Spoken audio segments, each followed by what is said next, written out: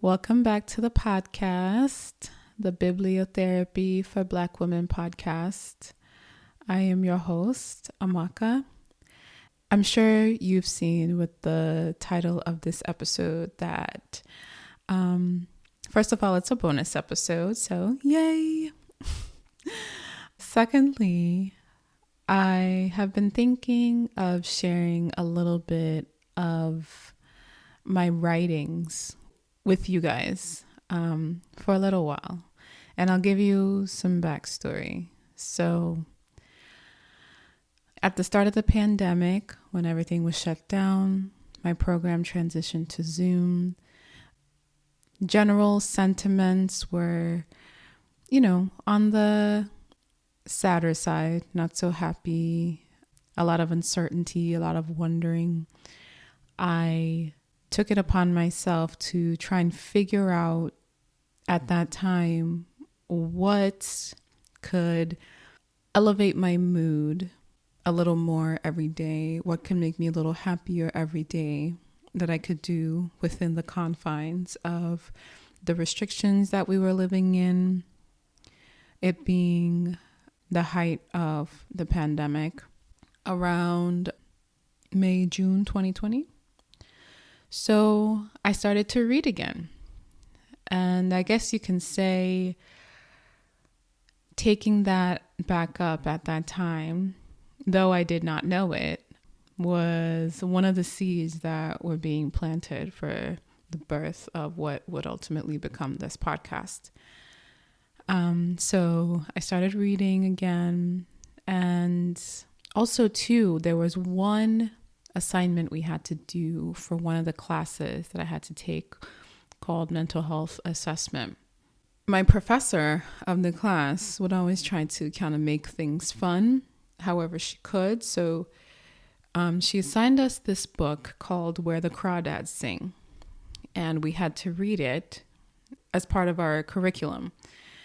And ultimately we had to write I like to call it a reaction, but it was pretty much, she had like these discussion prompts and we had to write an essay based on the discussion prompts about the book. So I read the book, finished it up, I wrote the essay, and I was quite surprised at how much I enjoyed that assignment. I've always loved to write, though I have not always done it consistently, but the love has always been there. And I think reading again and writing again kind of sparked something in me. And I did not stop. I started to write reactions, long form essays to books that I was reading at that time. Because, I'm sure people out there, some people can relate to finishing a book and loving it, but having so many thoughts about so many characters. There are still books that I've read in the past that I still think about. And, I decided, what? I wrote about this book, Where the Crawdads Sing, even though it was a graded assignment, but I decided to expand it. So I started writing about the books that I would finish and, would have thoughts and feelings and questions and be wondering, about the different directions that the story took and the themes and what the characters represented and everything like that. So I've ultimately decided to start sharing them on the podcast, and nothing is going to change in terms of the content that I typically talk about. But, this still kind of applies when it comes to books. It's just my love for books kind of manifesting in a different way and being able to incorporate my love of writing in that too. So I remember the first book that I read at the start of the pandemic after finishing that assignment was this book called Girl, Woman, Other by Bernardine Evaristo. And I still think about that book. It's special to me, I think, one, because it was the first book that I had read leisurely in a very, very long time. I would venture to say years. Not only was it the first book, it was the first novel that I read in a very long time. And it was a different type of book. The structure of the book was very different. And it took some time to get used to. But it was very enjoyable nonetheless, in my opinion. So I wrote an essay on that book, and I'm going to read that essay on this episode. So saying all that, here is my reaction essay to the novel Girl, Woman, Other by Bernardine Evaristo. I stumbled upon the novel Girl, Woman, Other in the most organic way. Not scrolling through Amazon while looking at frequently bought together packages and reading reviews. Not by a friend's glowing recommendation. I was walking through the books and movies aisle in a store when the bold title cover and the patchwork quilt of colors caught my attention. I picked it up and judged its weight, turned its back and read its summary, peered down and read about the author. Oh, she's Nigerian, I thought, realizing this piqued my interest. Then I found myself in that space where one is deciding, should I? Shouldn't I? There's always a perceived risk of seeing a book nowadays, blind, not having been vouched for, because the praise printed on it can be taken with a grain of salt. But I felt a pull. My gut told me, yes, buy it. And it did not disappoint. I began this book excitedly, then set it down for a time. Evaristo wrote the stories in a style I was unfamiliar with. What would otherwise be paragraphs and new sentences on a page had no periods, few commas, and only capitalized letters in the case of a name, or an I, or when beginning a new story or chapter. There was an awkward phase of getting accustomed to her rhythm, but soon it felt familiar. I began to read the words with a mental cadence that lent to the impact the novel had on me personally. It was as if written in any other way, it wouldn't have been the same. The first half of the women's stories felt generally separate. Evaristo introduces you to each character, their world, and the people living in it. Worlds that feel siloed until you continue on, and with each new story, a new connection is discovered among the women in the novel. It often felt like finding a new clue to the mystery of how the lives of these women intersect. I appreciated what I thought to be Evaristo's intentions with how she wrote the stories, poignantly and explicitly implicit with what she wanted the reader to take away. She drew you into their innermost thoughts and forced you to hold space for multiple truths at once.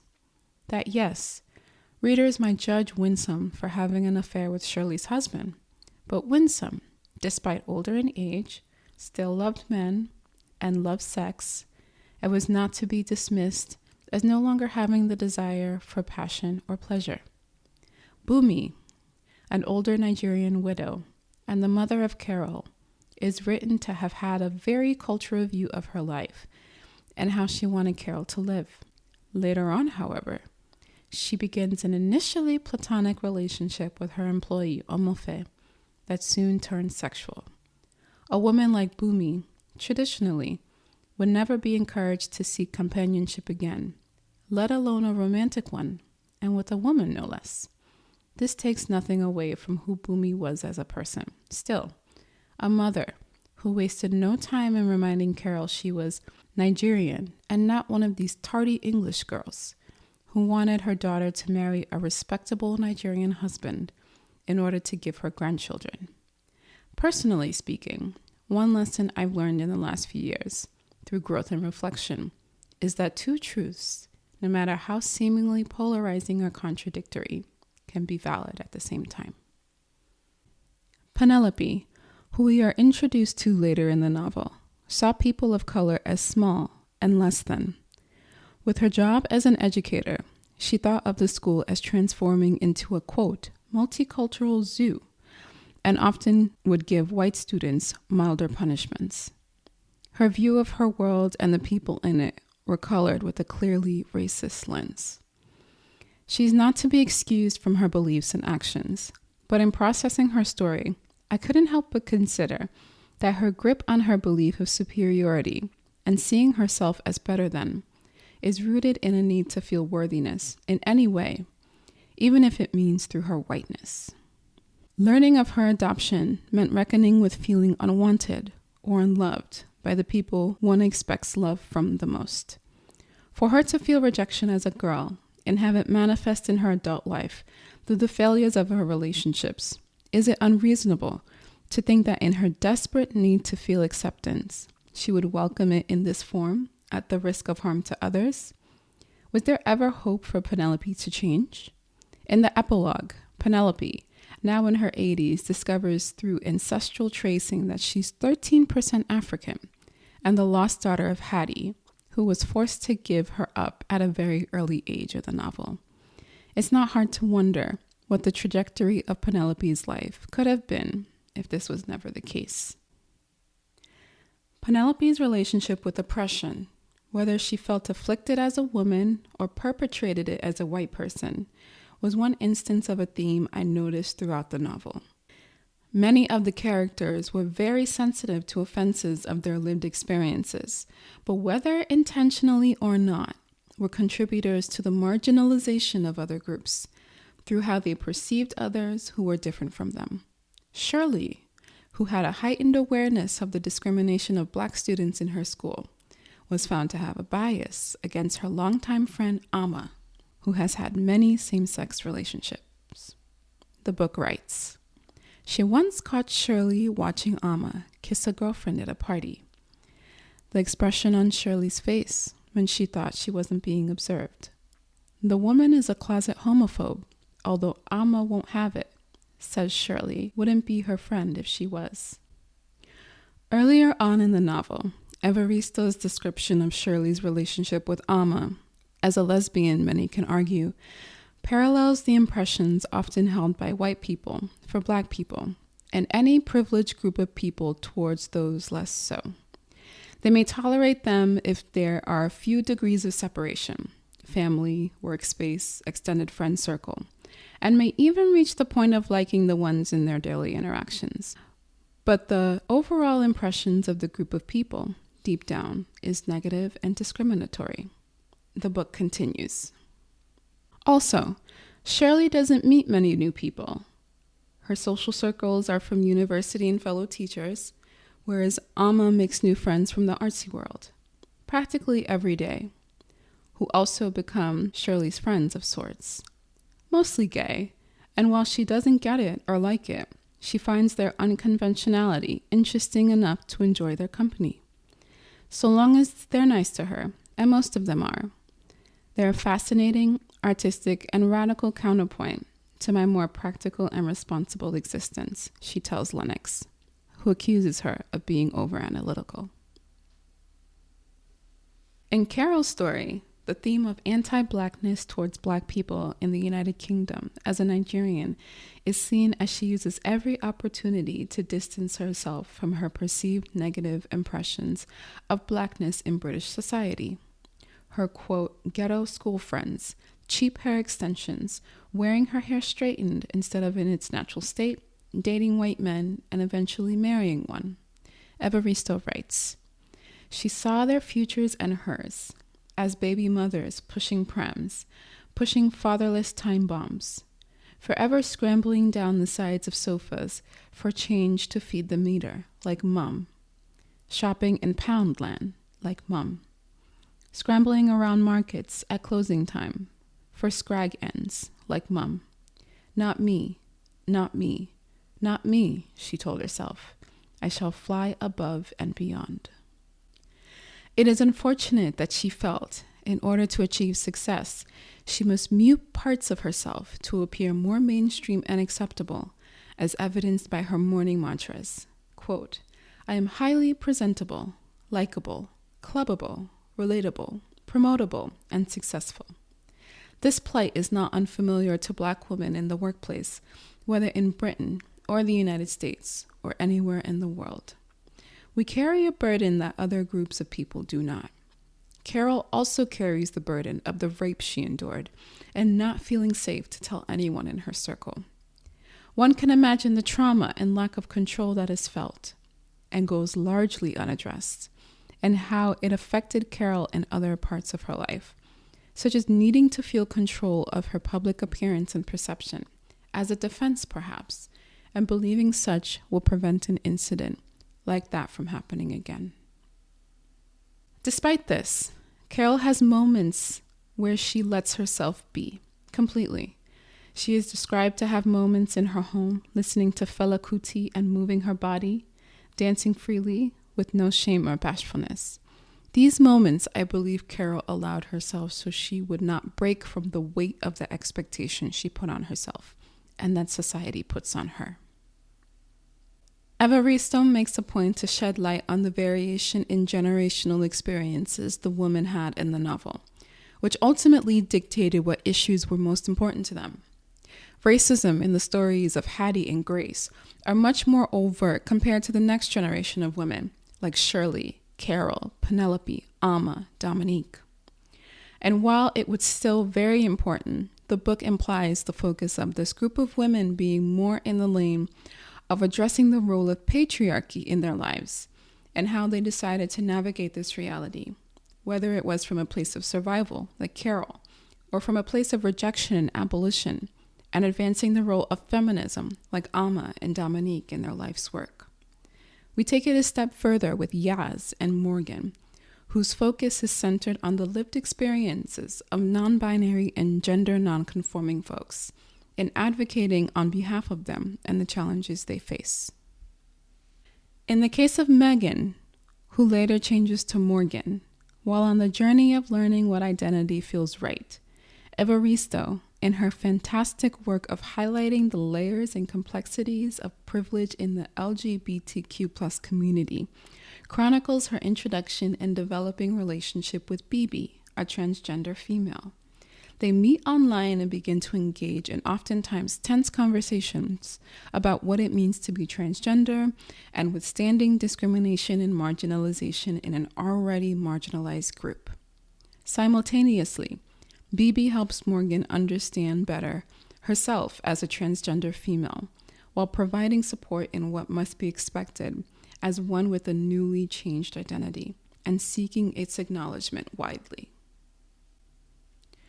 Girl, Woman, Other is unlike any novel I've read in a long time.